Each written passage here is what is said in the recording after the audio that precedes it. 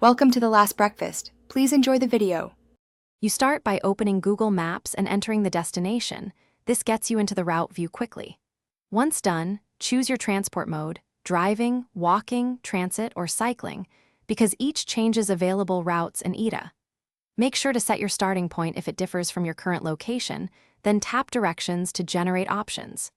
This begins the navigation process immediately, and you'll see multiple routes, travel time, and distance, so you can pick the best one. Next, you refine the route.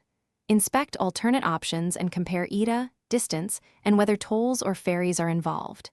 If needed, add intermediate stops by tapping Add Stop, or customize route settings to avoid highways or tolls because that often saves cost or stress. Make sure to review the step-by-step directions and lane guidance so you know upcoming turns. Once comfortable, preview the route in satellite or street view for tricky intersections, which helps avoid surprises during the trip.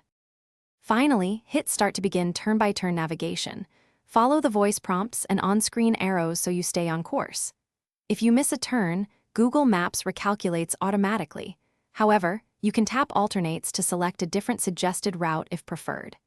Make sure your phone stays charged and has location permissions enabled.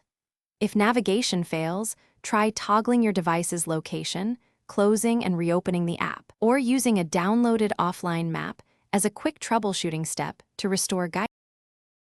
Thanks for watching. If this was helpful, leave a like and consider subscribing. See you next time.